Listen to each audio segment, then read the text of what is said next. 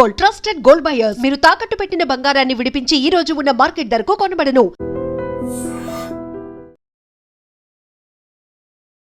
నమస్తే, welcome to I dream talking point with కవిత.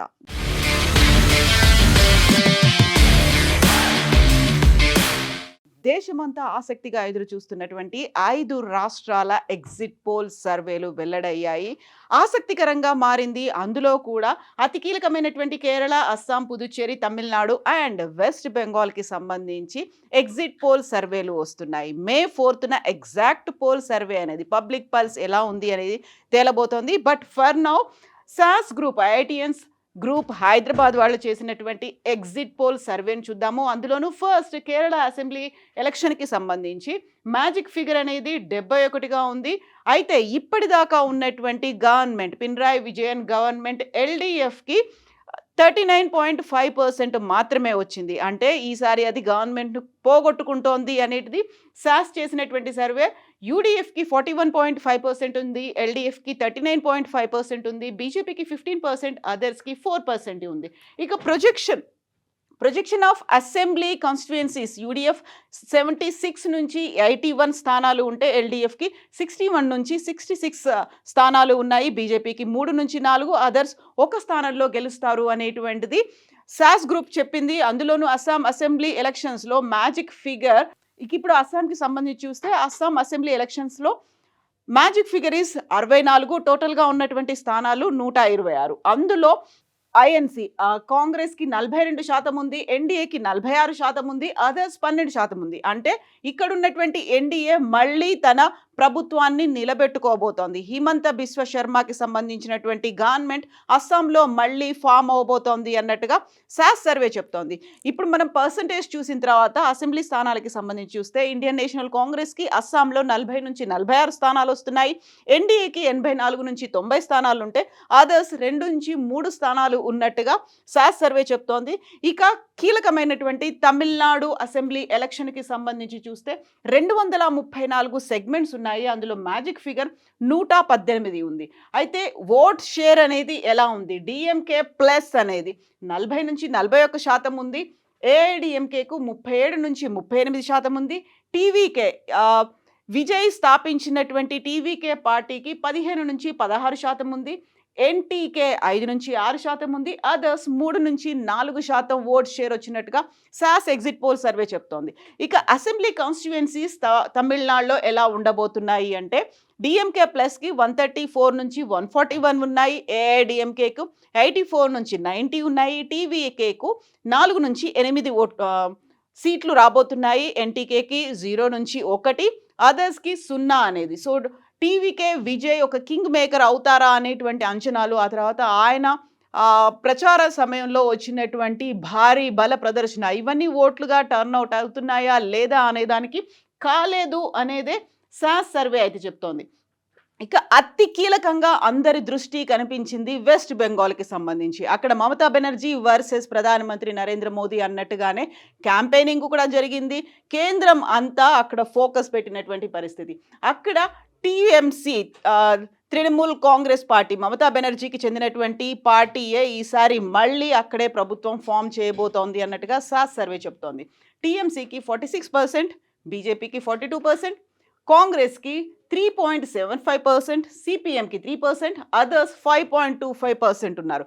ఇది vote sharing. అయితే సీట్ల షేరింగ్కి సంబంధించి టీఎంసీ 170 నుంచి 190, బీజేపీకి 120 to 130, కాంగ్రెస్కి 1 నుంచి 4, సిపిఎంకి 0 to 2 ఉన్నాయి, అదర్స్ 1 నుంచి 5 అనేది ఉన్నాయి. సో మ్యాజిక్ ఫిగర్ అనేది 148ను క్రాస్ అవుతోంది. 170 to 180 అంటే చాలా క్లియర్గా మమతా బెనర్జీ మళ్ళీ గవర్నమెంట్ను ఫామ్ చేయబోతోంది అనేది సాస్ సర్వే చెప్తోంది. ఇక పుదుచ్చేరికి సంబంధించి చూసుకుంటే 30 అసెంబ్లీ సెగ్మెంట్లు ఉంటే అందులో 16 మ్యాజిక్ ఫిగర్ ఉంది, ఎన్డీఏ 41% ఓట్లు, ఎస్పీఏకి అక్కడ ఉన్నటువంటి అదర్ కూటములు అన్నీ కలిసి చేసినటువంటి అదర్ పార్టీలు అన్నీ ఒక కూటమిగా ఏర్పడితే అక్కడ 38%, టీవీకేకి 16%. తమిళనాడుతో పాటుగా పుదుచ్చేరిలో కూడా విజయ్ పార్టీ తలపడింది, పోటీ పడింది, అందులో 16% వచ్చాయి, అదర్స్ 5% అని ఉన్నాయి. ఇక సీట్ల పరంగా చూస్తే ఎన్డీఏకి 17 నుంచి 19 ఉన్నాయి, ఎస్పీఏకి 11 నుంచి 12 ఉన్నాయి, టీవీకేకి 1 నుంచి 2 స్థానాలు, అదర్స్ 0 నుంచి 1 స్థానం అనేది ఉంది.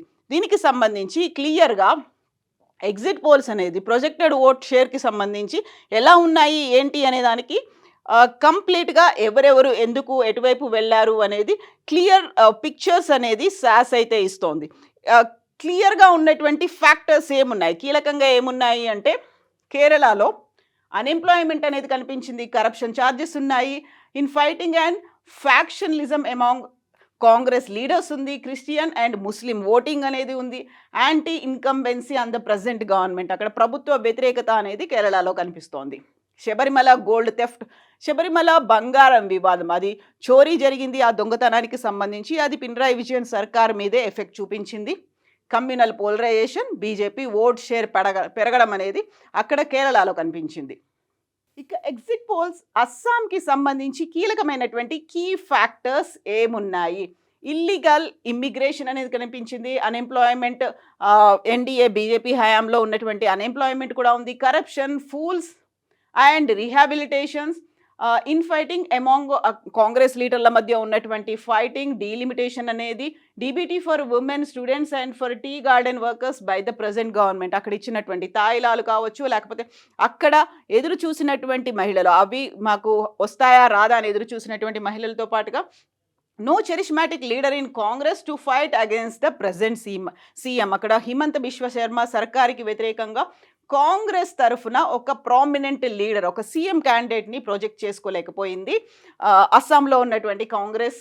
ఆ తర్వాత పుదుచ్చేరికి సంబంధించి చూస్తే ఇక్కడ కీలకంగా ఉన్నటువంటి కీ ఫ్యాక్టర్స్ ఏమున్నాయి, ఆల్కహాల్ అండ్ డ్రగ్స్ అనేవి అక్కడ బాగా కనిపిస్తున్నాయి, ప్రైస్ రైజ్, ప్రతి చోట కూడా ధరల పెరుగుదల అనేది కనిపించింది, కాంగ్రెస్ లీడర్లు ఏఐడిఎంకే లీడర్ల మధ్య ఫైటింగ్, గొడవలు అనేవి కనిపించాయి, కరప్షన్ ఛార్జెస్ ఉన్నాయి, టీవీకే ఓట్ షేర్. సో ఈసారి టీవీకే ఎంటర్ అయింది, విజయ్ పార్టీ ఎంటర్ అయింది కాబట్టి ఆ ఓట్ షేర్ అనేది కొంచెం అటువైపు టిల్ట్ అయినట్టుగా కనిపించింది. ఇక తమిళనాడుకు సంబంధించి చూస్తే కీ ఫ్యాక్టర్స్, అందులోనూ ఇప్పుడు స్టాలిన్ సర్కారే మళ్ళీ గవర్నమెంట్ ఫామ్ చేస్తుంది, స్టాలినే మళ్ళీ ప్రభుత్వాన్ని ఫామ్ చేస్తాడు అని చెప్పినప్పటికి కూడా అక్కడ కూడా ఉన్నటువంటి కొన్ని కీ ఫ్యాక్టర్స్, అన్ఎంప్లాయ్మెంట్ అనేది కనిపించింది, లా అండ్ ఆర్డర్ సిచ్యువేషన్ కొంచెం అటు ఇటుగా ఉంది అనేది మాట ఉంది, ఉమెన్ సేఫ్టీకి సంబంధించి ఆల్కహాల్ అండ్ డ్రగ్స్ మీద, Tamil identity and Tamil language, so హిందీని మా మీద బలవంతంగా రుద్దుతున్నారు అనే దాంతో పాటుగా తమిళ భాషకి అస్తిత్వం గురించి కూడా అక్కడ పోరాటం అది కీలకంగా మారింది,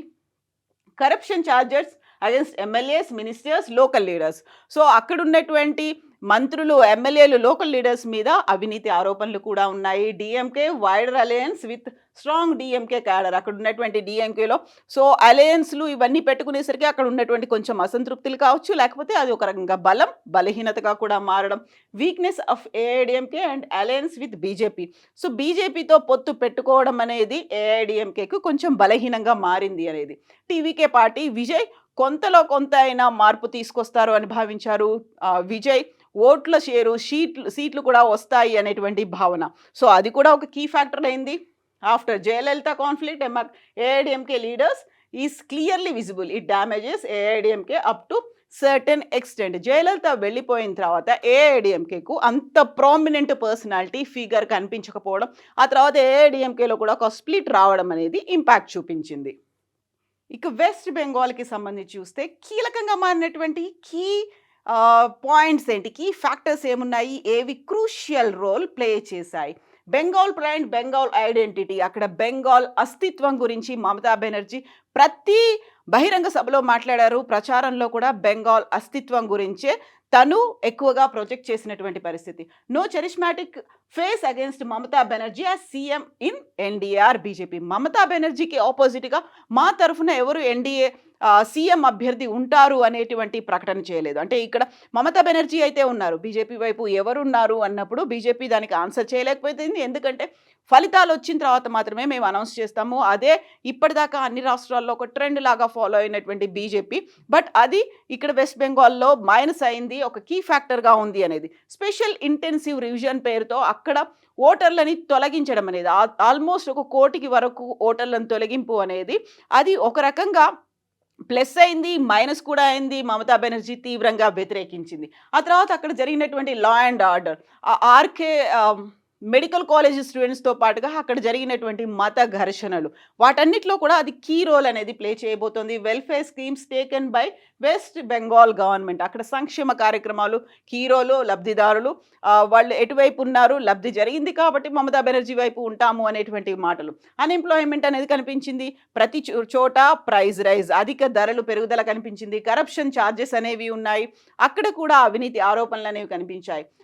బీజేపీలో ఉన్నటువంటి గొడవలు, ఫ్యాక్షనిజం కూడా మా టీఎంసీకి కలిసి వచ్చింది అనే వాదన. ఆర్గనైజేషన్ అండ్ స్ట్రెంగ్త్ ఆఫ్ టీఎంసీకి అక్కడ లోకల్గా విపరీతమైనటువంటి పట్టు ఉంది. At the same time regional party Bengal అస్తిత్వం కోసం, బెంగాలీల కోసం పోరాడుతుంది. కేవలం టీఎంసీ అనేటువంటి వాదం, నినాదం ముందుకెళ్ళింది. ఆ తర్వాత ముస్లిం అండ్ ఉమెన్ ఓటింగ్ కూడా మమతా బెనర్జీ వైపే టర్న్ అవుట్ అయినట్టుగా కనిపిస్తోంది. ఆ తర్వాత టీఎంసీ అండ్ బీజేపీ వాళ్ళు ఇచ్చినటువంటి మేనిఫెస్టోలు కూడా చాలా కీలకమైనటువంటి రోల్ ప్లే చేశాయి. ఇది ఓవరాల్గా 5 రాష్ట్రాలకి సంబంధించి సాస్ ఇచ్చినటువంటి key factors. At the same time exit poll surveys. So సాస్తో పాటుగా ఇంకొక సర్వే గురించి కూడా మనం మాట్లాడుకుందాం. సో ఇప్పుడు చాణక్య స్ట్రాటజీస్ చేసినటువంటి ఎగ్జిట్ పోల్ సర్వేకి సంబంధించి చూస్తే తమిళనాడులో అనే ఎస్పీఐ, ఇప్పుడు డిఎంకే కూటమి, ఇది కూడా సేమ్ మళ్ళీ స్టాలిన్ ప్రభుత్వమే ఏర్పాటు చేయబోతోంది అనేది.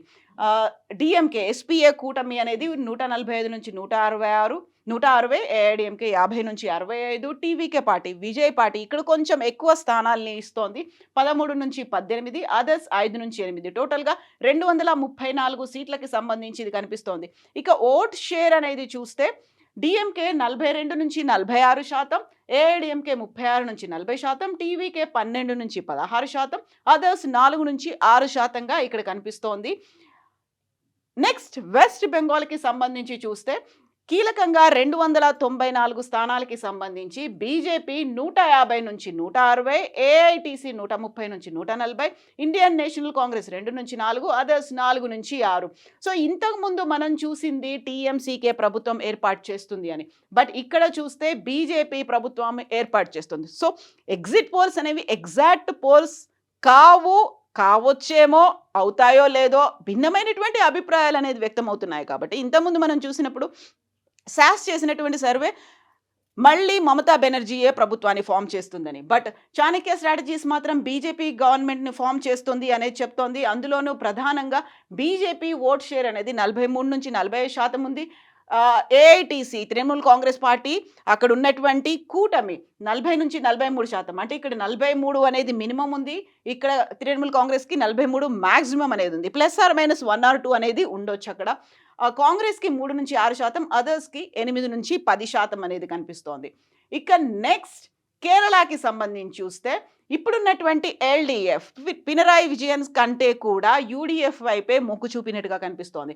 ఎల్డీఎఫ్కి 58 నుంచి 64, యూడీఎఫ్కి 72 నుంచి 80, ఎన్డీఏకి 1 నుంచి 3, అదర్స్ 2 నుంచి 4 ఉన్నాయి. సో ఇక్కడ బీజేపీ అంటే ఎన్డీఏ కూటమి తన ఖాతా తెరవబోతోంది అనేటువంటి ఒక మాట. ఇప్పటికే ఒక ఎంపీ అయితే ఉన్నారు బీజేపీకి సంబంధించి, అసెంబ్లీలో అడుగు పెట్టాలి అనేటువంటి మాటతో పాటుగా కేరళలో కూడా తామే ప్రభుత్వం ఏర్పాటు చేస్తామని బీజేపీ చెప్పినప్పటికీ 3rd ప్లేస్లో ఉన్నట్టుగా కనిపిస్తోంది. సో పినరాయి విజయన్ సర్కార్కి వ్యతిరేక ఓటు అనేది పడింది, అక్కడ ప్రభుత్వ వ్యతిరేకత అనేది యాంటీ ఇన్కంబెన్సీ కనిపించినట్టుగా ఇక్కడ ఈ ఎగ్జిట్ పోల్ సర్వేని బట్టి తెలుస్తోంది. సో కేరళకి సంబంధించి ఓట్ షేర్ అనేది ఎల్డీఎఫ్ 39 నుంచి 43%, యూడీఎఫ్ 44 నుంచి 46%, ఎన్డీఏ 8 నుంచి 10%, అదర్స్ 3 to 4% అనేది ఇక్కడ కేరళకి సంబంధించి కనిపిస్తోంది. ఇక Chanakya strategies political survey and operations చేసినటువంటి పుదుచ్చేరి 30 సీట్లు అనేవి ఉన్నాయి. ఎన్డీఏ గవర్నమెంట్ ఇప్పుడు ఉంది, నెక్స్ట్ ఇప్పుడు రాబోతున్నటువంటిది కూడా ప్రజలు పట్టం కట్టారు ఎన్డీఏకే అనేది చాణక్య స్ట్రాటజీస్ చెప్తోంది. ఎన్డీఏకి 17 నుంచి 20 సీట్లు, ఎస్పీఏకి 9 నుంచి 13, టీవీకేకి విజయ్ పార్టీకి 0 నుంచి 1, అదర్స్ 0 అనేది కనిపిస్తోంది. అండ్ ఓట్ షేర్ని బట్టి చూసుకుంటే ఎన్డీఏకి 44 నుంచి 47%, ఎస్పీఏకి 38 నుంచి 42%, టీవీకేకి 6 నుంచి 7%, అదర్స్ 1 నుంచి 2%. సో ఇక్కడ తమిళనాడులో కూడా టీవీకే పార్టీ పెద్దగా ప్రభావం చూపించలేదు, పుదుచ్చేరిలో కూడా ప్రభావం చూపించలేదు అనేది. సో కింగ్ మేకర్ అవుతారు అని భావించినప్పటికీ వస్తున్న దాన్ని బట్టి చూస్తే క్లియర్ మ్యాండేట్ అయితే కనిపిస్తోంది, బట్ టీవీకే తన ఉనికిని చాటుకోబోతోంది అనేది. సో క్లియర్ మెజారిటీ రావట్లేదు, అందులో సీట్లు కూడా రావట్లేదు, బట్ తన పార్టీకి సంబంధించి కొంతమంది అయితే అసెంబ్లీలో అడుగు పెట్టబోతున్నారు అనేది సర్వేలు అయితే చెప్తున్నాయి. ఇక అస్సాంకి సంబంధించి చూస్తే అక్కడ హిమంత బిశ్వ శర్మ సర్కార్కే మళ్ళీ పట్టం కడుతున్నట్టుగా అర్థమవుతోంది. సో ఎన్డీఏకి 88 నుంచి 98 సీట్లు, ఏఎస్ఎం పార్టీకి 22 నుంచి 32 సీట్లు, అదర్స్ 3 నుంచి 5 సీట్లు, మొత్తంగా 126. అంటే అక్కడ మ్యాజిక్ ఫిగర్ని క్రాస్ అవుతోంది. అందులో బీజేపీయే మళ్ళీ ఈసారి గెలవబోతోంది. బీజేపీకే మళ్ళీ ప్రభుత్వం ఏర్పాటు చేసే అవకాశాన్ని ప్రజలు ఇచ్చారు. సో ఇక్కడ ఓట్ షేర్ని బట్టి చూస్తే ఎన్డీఏ 48 నుంచి 50%, ఏఎస్ఎం 38 నుంచి 45%, అదర్స్ 8 నుంచి 10% ఉన్నట్టుగా తెలుస్తోంది. సో ఇప్పుడు మనం చూసినటువంటి 2 ఎగ్జిట్ పోల్స్కి సంబంధించి చూస్తే కొంచెం డిఫర్ అయితే కనిపిస్తోంది. అది కూడా పర్టికులర్గా వెస్ట్ బెంగాల్కి సంబంధించి. సో వెస్ట్ బెంగాల్ అనేది ముందు నుంచి కూడా చాలా క్రూషియల్గా కనిపించింది.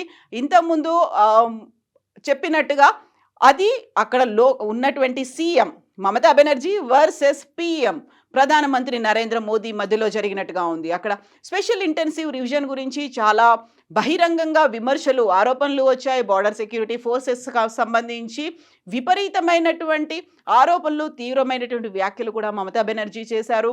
దీంతో పాటుగా అక్కడ సేఫ్టీ, సెక్యూరిటీ లేదు. మెడికల్ కాలేజ్ స్టూడెంట్స్కి సంబంధించి మత ఘర్షణలు అనేవి ఉన్నాయి. బంగ్లాదేశీయులు ఇన్ఫిల్ట్రేటర్స్ ఎవరైతే చొరబాటుదారులు ఉన్నారో వారందరికీ ఆధార్ కార్డులతో పాటుగా ఓటు హక్కు కూడా కల్పించారని, వీటన్నిటిని తొలగించినటువంటి నేపథ్యంలో మిగతా రాష్ట్రాల నుంచి వచ్చి కనుక మీరు ఓటేయకపోతే మీకు ఇక్కడ ఓటు హక్కు ఉండదు, మీ ఓట్లు తొలగిస్తారు అంటూ మమతా బెనర్జీ చేసినటువంటి క్యాంపెయిన్ ఇవన్నీ కీలకం కాబోతున్నాయి.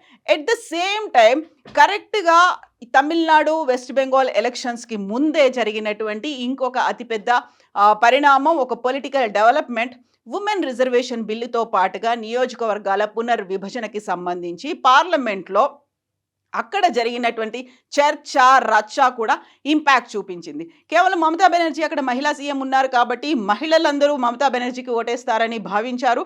బట్ మీ వల్లే, మీరు చేసినటువంటి పని వల్లే మహిళా బిల్లు ముందుకు జరగలేదు అంటూ ప్రధానమంత్రి నరేంద్ర మోదీ చెప్తూ వచ్చారు. మేమంతా మహిళా రిజర్వేషన్ బిల్లు కోసం కష్టపడుతున్నాం, దానికోసమే ఉంటాము అని మోదీ కూడా చెప్తూ వచ్చినటువంటి పరిస్థితుల్లో ఇక్కడ క్రూషియల్గా ఆసక్తికరంగా మారింది వెస్ట్ బెంగాల్లో. మమతా బెనర్జీ ఉంటారా ఉండరా, అటు 50-50 అనేది అయితే కనిపిస్తోంది. బట్ ఎగ్జిట్ పోల్స్ అనేవి ఎప్పటికీ ఎగ్జాక్ట్ పోల్స్ కాలేదు. అక్కడ ఎర్రర్స్ అనేవి కూడా కనిపిస్తుంటాయి కాబట్టి మే 4th వరకు ఆగాల్సినటువంటి పరిస్థితి ఉంది. At the same time national వైడ్గా కూడా జరుగుతున్నటువంటి ఎగ్జిట్ పోల్ సర్వేస్ కావచ్చు, అవన్నీ కూడా రిలీజ్ అయ్యాయి కాబట్టి కొంచెం ఫ్లక్చువేషన్స్ అయితే ఉన్నాయి. బట్ పుదుచ్చేరితో పాటుగా అస్సాం అండ్ తమిళనాడులో ప్రస్తుతం ఉన్నటువంటి ప్రభుత్వాలే కొనసాగబోతున్నాయి. కేరళలో మాత్రం ప్రభుత్వం మారబోతోంది, ఎల్డీఎఫ్ పోయి యూడీఎఫ్ వస్తుందని. మిగిలిన ఏకైక రాష్ట్రం వెస్ట్ బెంగాల్, అక్కడ మాత్రమే ఫ్లక్చుయేషన్స్ అనేది కనిపిస్తున్నాయి. నిజంగా మమతా బెనర్జీ వస్తుందా, లేకపోతే బీజేపీ వస్తుందా, లేకుంటే బీజేపీ తన పట్టుని గతంలో ఉన్నటువంటి స్థానాల కంటే ఈసారి పెంచుకుంటుంది అని చెప్పినప్పుడు కూడా ప్రభుత్వాన్ని ఏర్పాటు చేస్తుందా, ఏం జరుగుతోంది? సో ఇవన్నీ క్రూషియల్గా ఉండేటువంటి పాయింట్స్. వీటన్నిటికీ ఆన్సర్ ఖచ్చితంగా క్రిస్టల్ క్లియర్గా ఒక క్లారిటీ రాబోతోంది మే 4th మాత్రమే. మీరేమనుకుంటున్నారో కామెంట్స్ రూపంలో తెలియచేయండి.